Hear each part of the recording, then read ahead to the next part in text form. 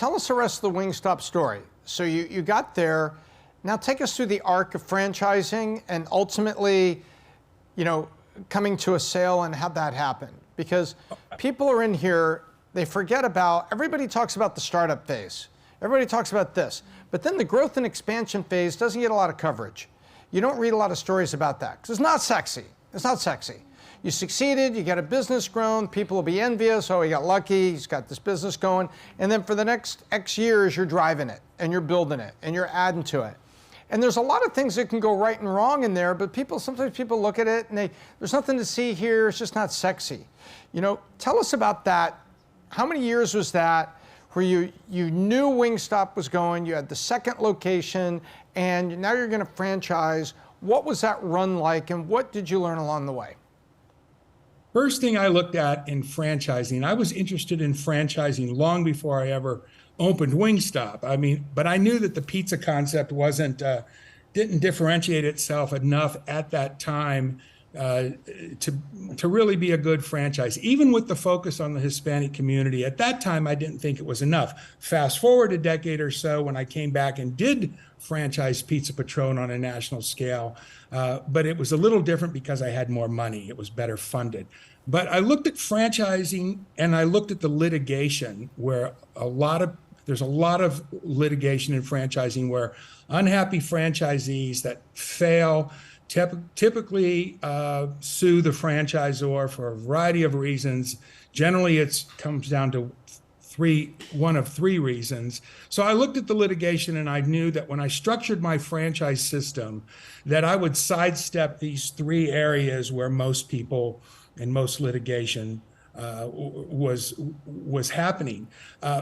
Before you franchise a concept, you're franchising a brand, you're franchising an operating system, and obviously the product and the method of that the product is prepared. So you have to have that screwed down pretty tight. I tell people this: if people are able to execute your concept at 80% efficiency, okay, not the 100% that you believe you do or that everyone should, but only 80%. Because keep in mind, most people that buy a franchise, particularly a food franchise, have little to no aptitude at all for the industry. They just don't. But that's why they're buying a franchise. They think that it's a sure win, and it's not a sure win, but it's a better odds win. So I would say screw the concept down so tight, the operating system so tight, that if it could be executed at 80%, the customer experience, the customer wouldn't know that it's not 100%. They would come in, the service would still be reasonably good, the place would be reasonably clean, and the food would be great, and it would be prepared consistently the same way from visit to visit, from location to location. And now you're on the road to building a brand and building intrinsic value into that brand. And remember, as the franchisor, you own the brand. You may not own all the outlets, but that's okay, because those people risk their money and their capital to the most part to build your brand. The reward from them is plenty, and the reward for the Wingstop franchisees has been crazy good. Almost every one of the original pioneers, as we called them, have done very, very well. Many of them have cashed out. And here's the interesting thing. We can both agree, Tom, that in every endeavor, a degree of luck is involved. And we know we make our luck. Part of my luck was I met a guy shortly after the franchising program began that trained SBA lenders for banks. He had some sort of program where he trained bankers how to complete all the documents and do all the SBA loans. He loved Wingstop.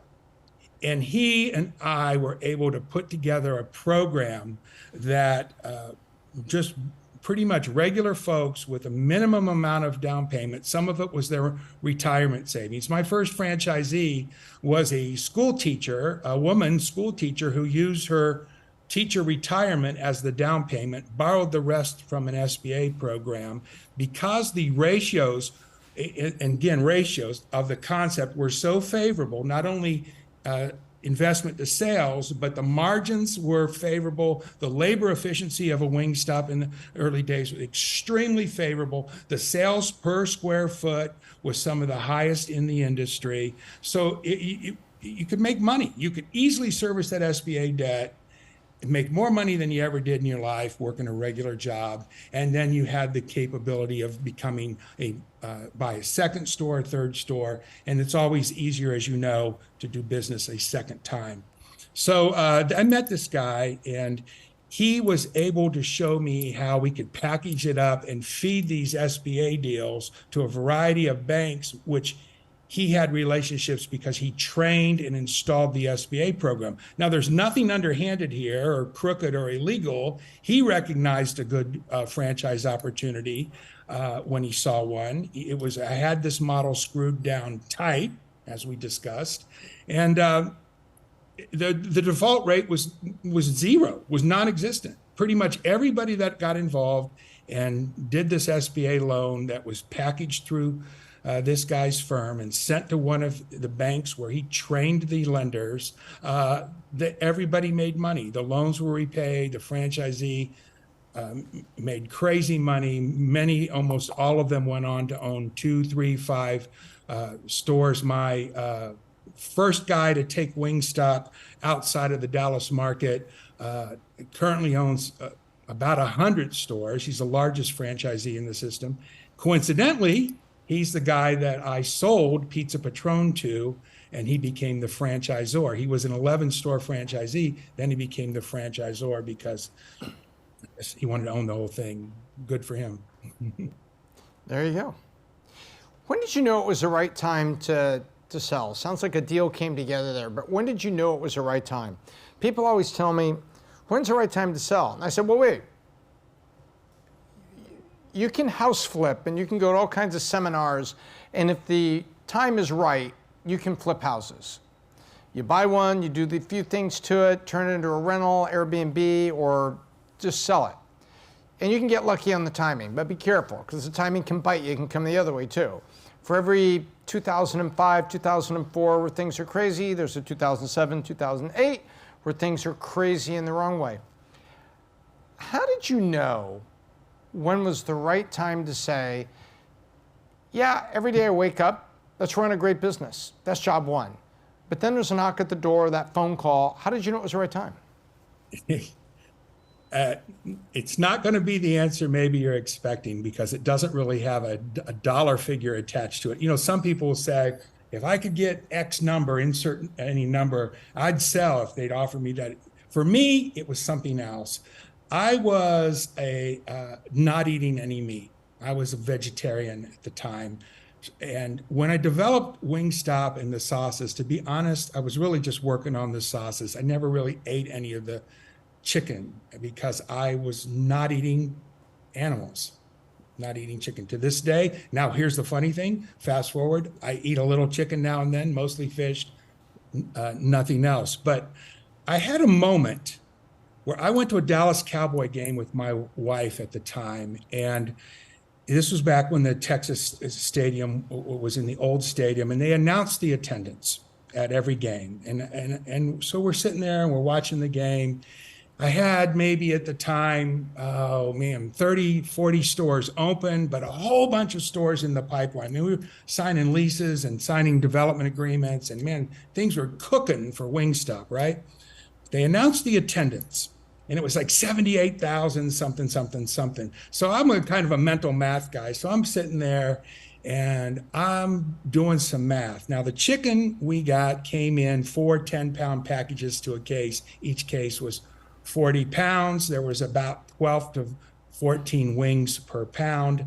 I'm doing all this math, and it occurred to me that if there was a chicken on every seat watching the game instead of people, I know I'm going to lose on this, I hope not, but this is when the moment I really decided to sell, that's still, we would have to kill more chickens than that to serve the number of customers that were gone into the store to buy wings while I was sitting there with my wife watching the game. I felt like there's a massive hypocrite because I'm growing this business and it's just growing like a son of a gun.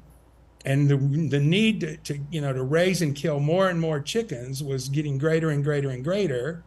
And I just felt horrible about it. I mean, I couldn't get that vision of chickens on the seat, and we had to kill them all, and it wasn't enough still. And it's funny how the universe is. A few weeks after that, I was putting the interior. I did all the interior decor in the first 100 or so stores. I was up on a ladder doing the interior in one of the most recent stores. My phone rang, and it was that guy I told you about that was the SBA loan packager. His name was Tim, and he said, "Hey, can you talk? I need to talk to you about something." I said, "Well, let me come down off this ladder." I called him back. He said, "I've been approached by a guy that's kind of a business broker, and he'd like to talk to you and see if maybe you'd be interested in selling your company." And so I agreed to meet with him. And you keep in mind that I've still got the chicken images on my head, feeling like a hypocrite. And I met with this guy, and he said, "Well, I think I can get $20 million for your company." I'm like, "Really? $20 million? Yeah, I think I can get $20 million. Well, he said, "Would you sell it for that?" And it really wasn't a dollar number I was looking for. I was just looking to feel better. And I said, "Yeah, I would sell it for that." And he ended up getting more than that for it, quite honestly. And about 9 months after that conversation, deal closed when I sold the company to a group. Now, they kept it for a number of years. They sold it to Rourke Capital, who took 25% of Wingstop public and made $85 million selling only 25%. And now, if you look at the valuation of the company, it's about $2.5 billion. So